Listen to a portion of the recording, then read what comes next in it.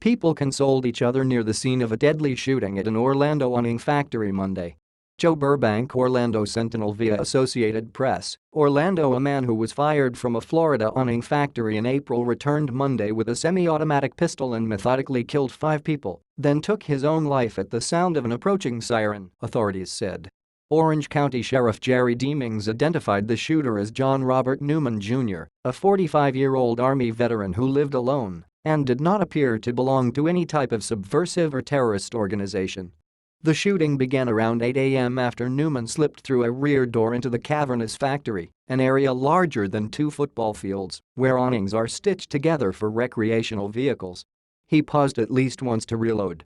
"My experience tells me that this individual made deliberate thought to do what he did today.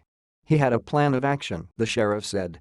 The gunman had a negative relationship with at least one of the victims. "He was certainly singling out the individuals he shot," Demings said, adding that most victims were shot in the head. Some were shot multiple times. The motive remained under investigation. Deputies cordoned off the gunman's mobile home in Maitland, north of Orlando, and were looking through any social media postings for clues. Newman was honorably discharged in 1999 and did not have a concealed weapons permit, the sheriff said. Arnie Boyd, who lives in the same trailer park, said Newman was not particularly social. "Every once in a while, he would ride his bike around and that's it," Boyd said. "We would speak only once in a while."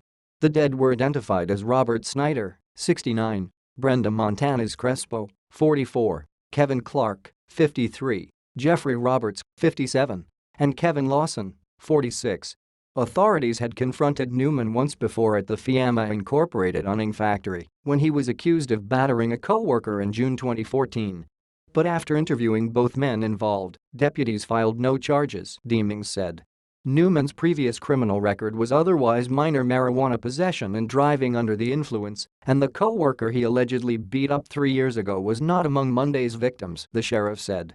Fiamma calls itself one of the largest manufacturers of awnings for camper vans, motor coaches, and sport utility vehicles. Shelley Adams said her sister, Sheila McIntyre, called her from the company's bathroom during the shooting and kept repeating, "My boss is dead. My boss is dead."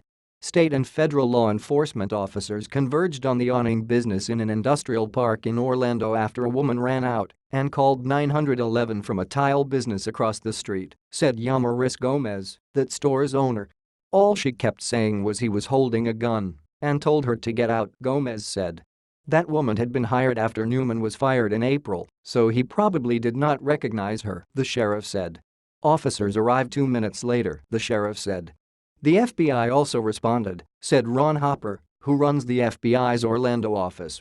And while 5 people were killed, 7 others' lives were saved due to the quick actions of the officers who arrived on the scene today, said Special Agent Danny Banks of the Florida Department of Law Enforcement.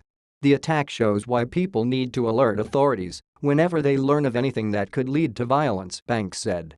If people see something that seems abnormal, they need to say something, Orange County Mayor Teresa Jacobs added. Senator Bill Nelson called for more action to address mental health issues. He noted that next Monday will mark a year since the worst mass shooting in modern U.S. history at a gay nightclub in Orlando. The attack at the Pulse Club killed 49 people and wounded dozens more. The city of Orlando, which is still healing from the Pulse massacre, has seen too much violence this past year, the Florida Democrat said in a statement.